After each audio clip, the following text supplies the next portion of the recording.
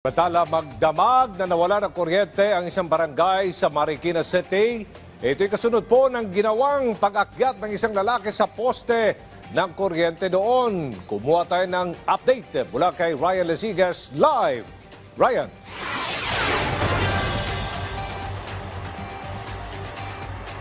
Aljo, alas 4:20 kanina nang tuluyang ng maresko yung lalaki na umakyat sa poste ng Meralco dito sa Marikina City na katumbas ng halos 18 palapag. Hindi naging madali, Aljo, yung pag-rescue na animoy isang eksena pa sa pelikula. Ang kwento naman ng mga kaanak, nagsimula nilang makitaan ng kakaibang kilos ang lalaki matapos mamatay yung kanyang anak at iwan ng kanyang asawa.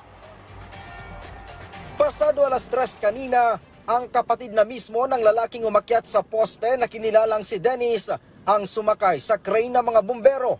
Ang plano, pwersahan ng hahablutin ng lalaki para tuluyan na itong ma-rescue. Pero hindi naging madali ang pag-rescue sa lalaki.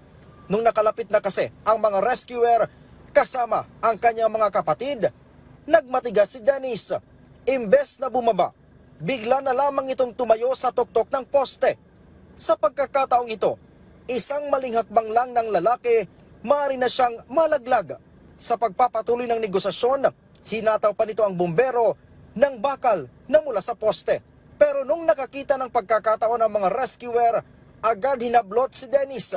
Makailang beses mang magpumiglas, hindi na nito nagawa pang makakalas mula sa mga rescuer.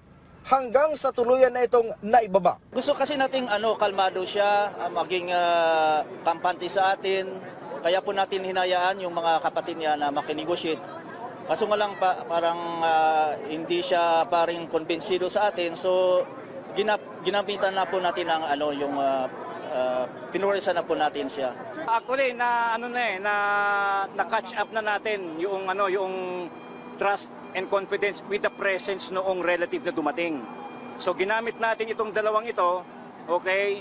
Para higit na medyo gumaan-gaan yung kalooban noong tao natin, nung subject natin, dahilan para yon unti-unting kahit papaano lumuwag yung kumpiyansa noong noong subject natin. Halos 30 oras na natili sa taas ng poste si Dennis.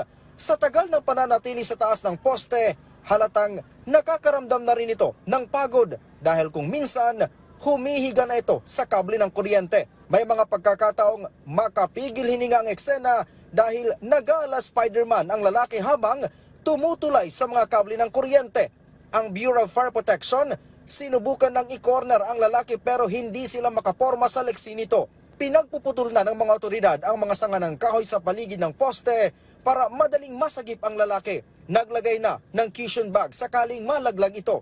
Sa pagdaya ng BFP Marikina, aabot sa 150 talampakan ang poste na inakyat ng lalaki. Abot langit ang pasasalamat ng mga kapatid ni Dennis matapos siyang ma-rescue kanina. Nag-umpisa nung magkaganyan siya nung nakatayo yung kanyang baby.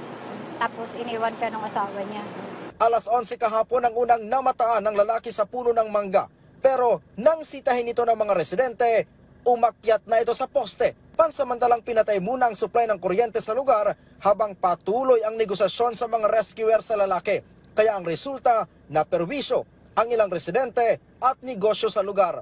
Hindi bababa sa 600 kabahayan ang naapektuhan at nawala ng kuryente dahil minerapat nga ng Meralco na putulin ang koneksyon sa mga kawad para maiwasan ang paglala ng sitwasyon. Ang kuryente namin, buhat pa kaninang kahapon ng umaga, wala na kaming kuryente. Mga alas 10. Magdamag nang nakadepros yung rep namin, hindi ko na kailangan linisin kasi malinis na yung rep namin, sir.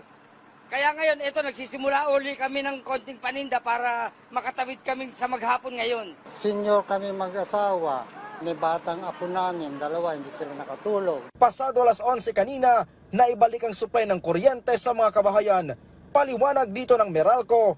Yung sump transmission line po na yan, nakaloop po, meaning dugtong-dugtong po yan, dugtong-dugtong.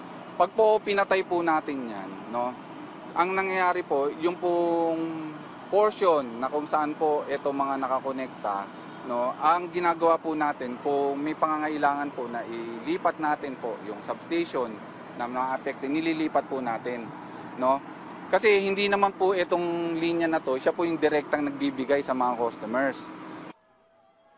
Aljo, itong poste na nakikita nyo dito sa aking likuran ay isa lamang doon sa 3 poste na inakyat ni Dennis sa loob nga ng mahigit 24 na oras. Sa ngayon ay nasa pagamutan na itong si Dennis habang inaalam na rin ngayon ng PNP ang posibleng kaso na posibleng isampa laban sa kanya. Aljo. Alright, maraming salamat, Ryan Siges.